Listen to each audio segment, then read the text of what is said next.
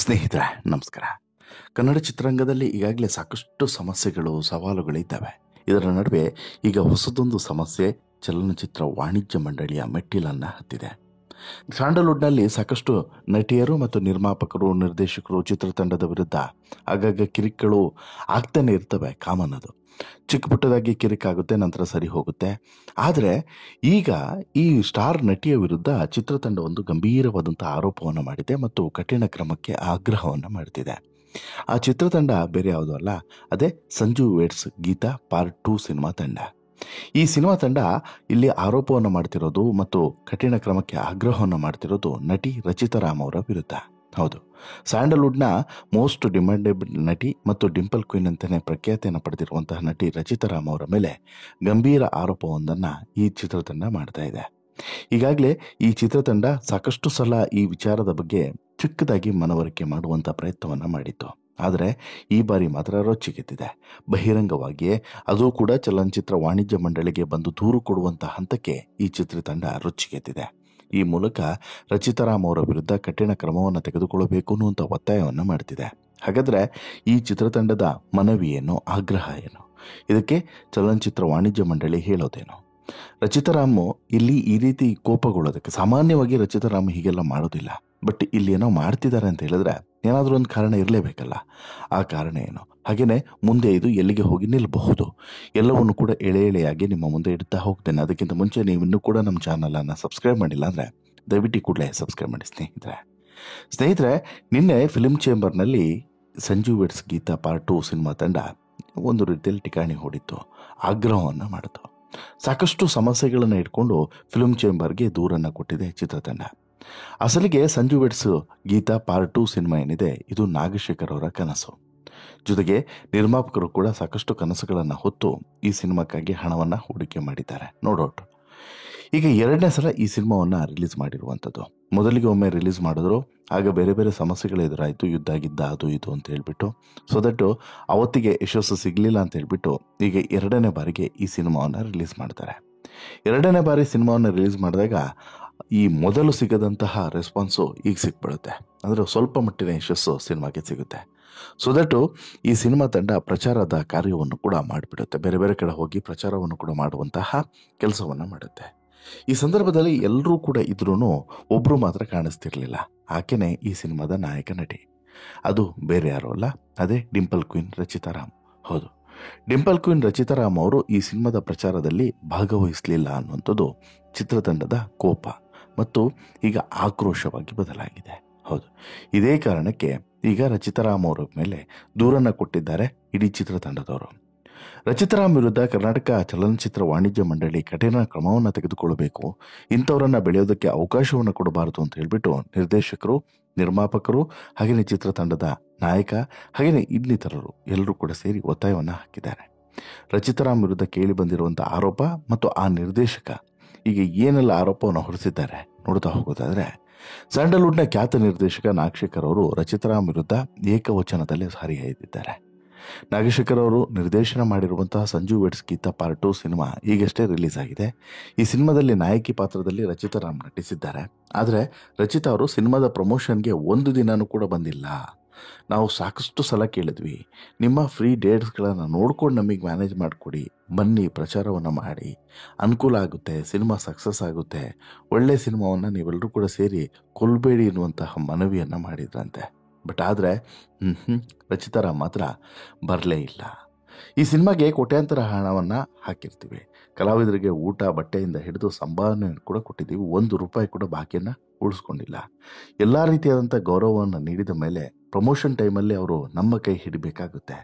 ಕಲಾವಿದರು ಅಂದರೆ ಸಿನಿಮಾದಲ್ಲಿ ನಟಿಸೋದು ಮಾತ್ರ ಅಲ್ಲ, ಪ್ರಚಾರದ ವೇಳೆಯೂ ಕೂಡ ಇದು ನಮ್ಮ ಸಿನಿಮಾ ಗೆಲ್ಲಬೇಕು ಅನ್ನುವಂಥ ಭಾವನೆಯಿಂದ ಪ್ರಚಾರವನ್ನು ಮಾಡಬೇಕಾಗುತ್ತೆ ಎನ್ನುವಂಥದ್ದನ್ನು ಇಲ್ಲಿ ನಿರ್ದೇಶಕರು ತಮ್ಮ ಆಕ್ರೋಶವನ್ನು ಹೊರಗಡೆ ಹಾಕುವಂಥ ಸಂದರ್ಭದಲ್ಲಿ ಹೇಳ್ತಾರೆ. ಇನ್ನು ನಮ್ಮ ಚಿತ್ರದ ನಾಯಕಿಯಾಗಿರುವಂಥ ರಚಿತಾ ರಾಮ್ ಅವರು ನಮ್ಮ ಸಿನಿಮಾ ಪ್ರಮೋಷನ್ಗೆ ಬರ್ತಿಲ್ಲ. ಈ ಹಿಂದೆಯೂ ಇದೇ ವಿಚಾರವಾಗಿ ಮನವಿಯನ್ನು ಮಾಡಿದ್ವಿ. ಆ ಮನವಿಗೂ ಕೂಡ ರಚಿತಾ ರಾಮ್ ಪುರಸ್ಕಾರವನ್ನು ಕೊಟ್ಟಿಲ್ಲ. ಇನ್ನು ರಾಕ್ಲೈನ್ ವೆಂಕಟೇಶ್ ಅವ್ರಿಗೂ ಕೂಡ ತಿಳಿಸಿದ್ವಿ, ಅವರು ಕೂಡ ಮಾತನಾಡಿ ವಿಫಲರಾಗಿದ್ದಾರೆ. ಪ್ರಮೋಷನ್ ಸಮಯದಲ್ಲಿ ರಚಿತಾ ರಾಮ್ ಅವರು ನಮ್ಮೊಂದಿಗೆ ಇರಬೇಕಾಗಿರೋದು ಅವರದ ಧರ್ಮ. ಆದರೆ ಅವರು ಈವರೆಗೂ ಕೂಡ ನಮ್ಮ ಯಾವ ಮನವಿ ಕೂಡ ಸ್ಪಂದಿಸಿಲ್ಲ. ಅವರಿಂದ ಯಾವ ಒಳ್ಳೆಯ ಪ್ರತಿಕ್ರಿಯೆ ಕೂಡ ಸಿಕ್ಕಿಲ್ಲ. ಯಾವ ಪ್ರಮೋಷನ್ಗೂ ಕೂಡ ಬಂದಿಲ್ಲ.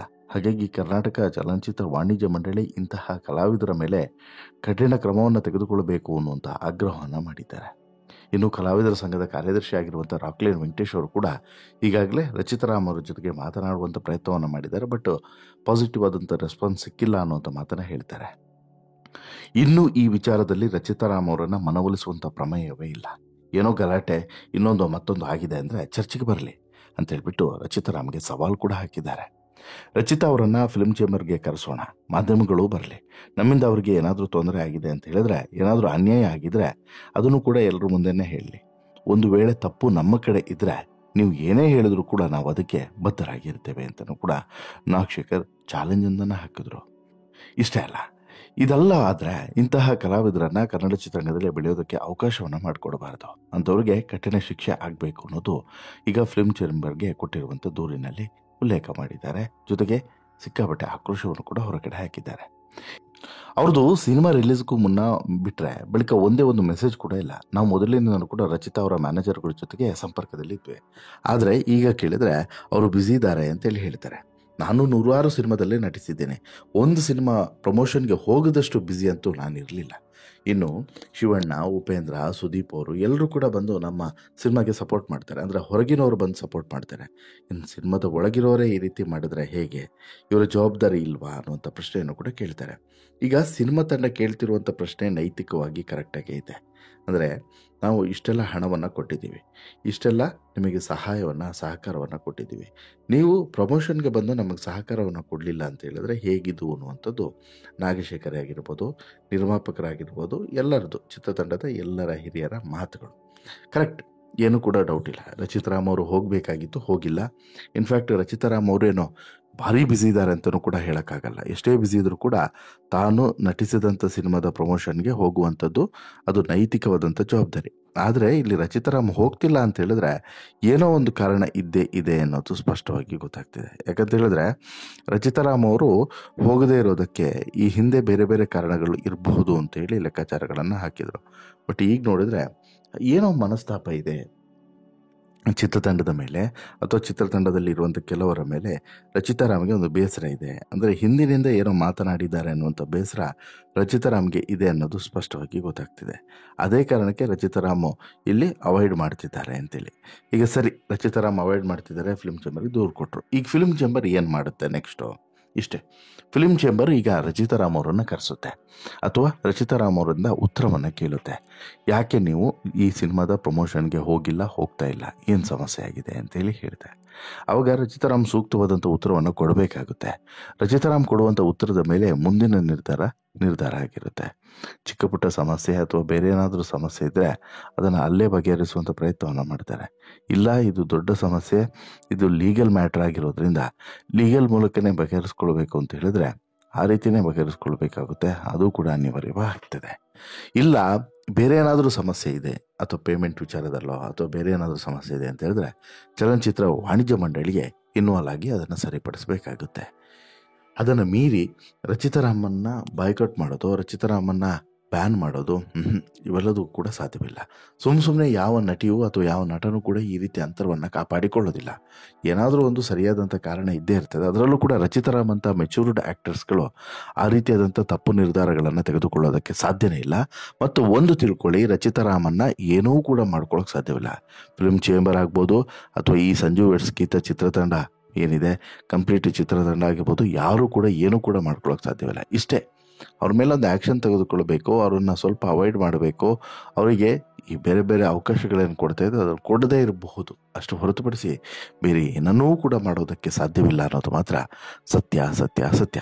ನಿಮಗೆ ಅನಿಸುತ್ತೆ ಸ್ನೇಹಿತರೆ, ರಚಿತಾರಾಮ್ ಅವರು ಈ ಅಂತರವನ್ನು ಕಾಯ್ದುಕೊಳ್ಳೋದಕ್ಕೆ ಏನಾದರೂ ಒಂದು ಕಾರಣ ಇರಬಹುದು ಅಂತೇಳಿ ನಿಮಗೂ ಕೂಡ ಅನಿಸುತ್ತಾ? ನಿಮ್ಮ ಅಭಿಪ್ರಾಯವನ್ನು ಕಮೆಂಟ್ ಮಾಡಿ ತಿಳಿಸಿ. ಜೊತೆಗೆ ಈ ಸ್ಟೋರಿ ಇಷ್ಟ ಆಯಿತು ಅಂತ ಹೇಳಿದ್ರೆ ಲೈಕ್ ಮಾಡಿ, ಶೇರ್ ಮಾಡಿ, ಚಾನಲ್ಗೆ ಸಬ್ಸ್ಕ್ರೈಬ್ ಆಗೋದನ್ನು ಮರಿಬೇಡಿ. ಧನ್ಯವಾದ.